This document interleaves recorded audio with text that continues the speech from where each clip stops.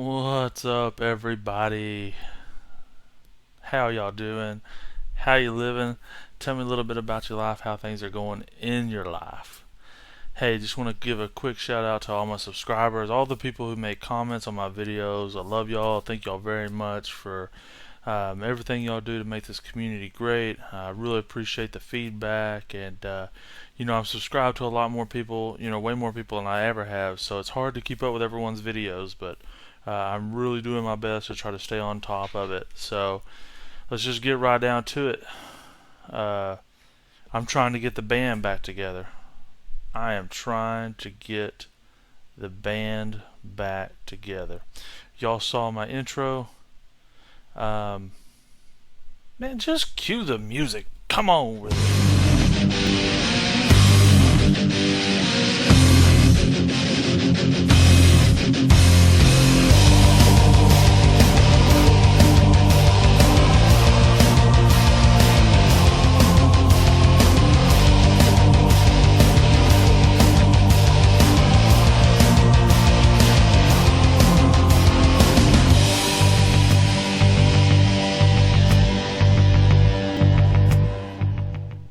Alright, so people, this is a founding father of the Avengers.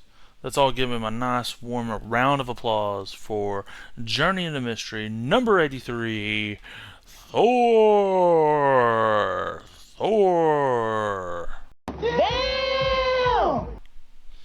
This is Journey into Mystery number 83 from August of 1962. This is a Stan Lee story, Jack Kirby and Steve Ditko art, with a Jack Kirby cover. Larry Lieber had a large role in this creation of Thor as well. He is the brother of Stan Lee. For those of you that do not know, Stan Lee's actual last name is Lieber, Lieber, Lieber. So just pretty dang cool that you have two brothers that work on this and make the magic happen. They also worked on Iron Man together as well, so just really cool. I've really enjoyed the Thor movies.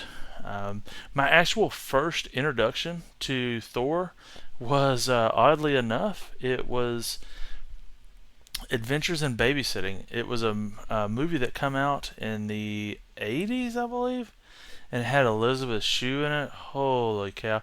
So hot, want to touch the honey. Oh, woo. Man, Elizabeth Shue, good lord. And hey, I'll actually show you just a couple pictures. Thor, quote unquote, makes an appearance in that movie in the form of D'Onofrio, who's the kingpin right now. So here's a couple pictures of that.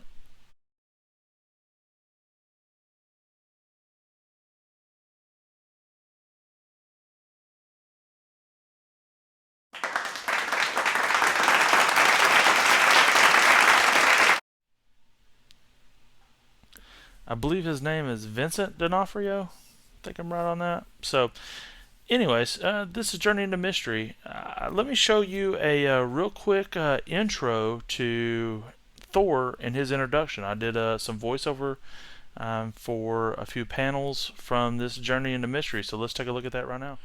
So our story opens up with a Dr. Don Blake, and he's over in Norway. And as he turns to leave this lake, a spaceship comes down, unbeknownst to him, and the aliens didn't know he was there. So they arrive, they get out of their spaceship, and they start testing their strength against the things in Earth. But an old guy sees them, and he runs back into town and starts alerting the other guys, hey, there's these weird guys that just landed. And nobody believes him but Dr. Blake. So Dr. Blake, he goes back out into the field and sees them. Well, he accidentally steps on a twig and alerts them to his presence, and they say, hey, we've got to kill him. Well, he starts running, he flees back up into the mountains, and he locates a cave, but he also loses his cane. He gets back into the cave and he's trapped. He can't go anywhere. But as he's sitting down, he triggers like a trap door. Well, he goes into this secret chamber, and all he can see is this old, gnarled up wooden stick. So he thinks, maybe I can use this stick to be able to lever the boulder out of the way, but he's like, crap, this is just useless, man. This thing's too heavy. So he hits the boulder with the stick, and boom, all of a sudden we have a fiery bolt of lightning, and the ancient cane is changing shape. And you see him starting to transform, and he turns into Thor. This is Mjolnir that he ends up finding. And so whosoever holds this hammer, if he be worthy, shall possess the power of Thor. So he is Thor at this point. He is given godlike strength and abilities, and he just easily removes this boulder out of the way that's blocking his exit out of the cave. So now he exits the cave and goes down and starts pondering what's going on, and he sets Mjolnir down. Well, about 60 seconds go by, and all of a sudden, boom, he transforms right back into the Doctor. And he's starting to understand that, hey, I have to have this hammer with me. So he picks the hammer back up, and then boom, he changes right back into Thor again. So he also learns that if he stamps Mjolnir down on the ground 3 times, he can control the weather. And that if he hits it once on the ground, he can change back into the Doctor. So NATO at this point is also seeing a huge blip of alien crafts or crafts entering the atmosphere. They scramble jets. The jets go on to take it, and they do this like morphing deal to where they look like a dragon, and they all peel off and leave. Thor sees all this and thinks, hey, maybe I can do something about this. So he starts swinging Mjolnir, and then he learns how to fly. So he goes, he engages the Rockman, he starts taking out their weapons. They send a secret weapon at him, and he starts fighting them. And here he goes ham, man. He goes ham and just starts taking them down. And that's a great part of the story, and this is where the legend begins, right here. So, I'll give you a little bit of a close-up. You'll notice right here, it says cover only. I wondered what that was, wondered what it was, looked it up. I googled cover only CGCs, and nothing come up. The reason nothing come up is because it's a typo. It's a mistake by CGC. So I've got to send it back to them and have them fix it.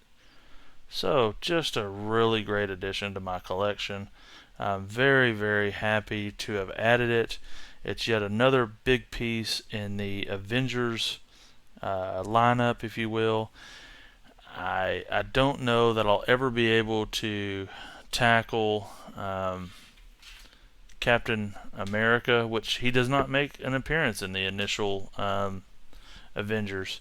You've got Iron Man, which I now have. Hulk, that's a very expensive book. Thor, so I've got these 2. I can get Wasp for not a ton of money. Ant-Man, which is an expensive book. It would be on par with some of these other books that we're talking about. And then Loki's actual first appearance is in Journey into Mystery number 85. So short and sweet. Thank y'all very much for watching. Truly an honor and a blessing to be able to be in the position to acquire this book. I never thought months ago, whenever I really started engaging in making these videos and also collecting comic books on a more serious level, that I would ever achieve this status. This is the most I've ever spent on a comic book. It eclipsed the other one by a few bones. I will show you, and no offense to people, sometimes they hate restored comic books and they hate purple labels or whatever. Let me show you right here, and no offense at all, no offense to the person that bought this comic book, but let me show you that comic book right there.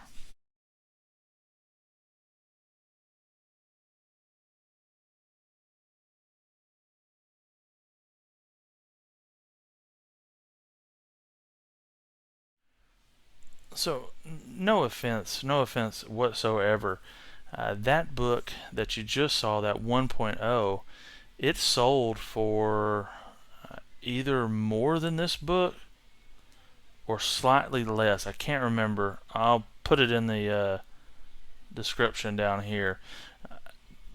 But for my money, which is all that really matters, I'd much rather have had this purple label 3.0 that is only getting the purple label due to color touch. I mean, if they was going to color touch anything, it'd have been nice if they'd have color touched that pin mark right there.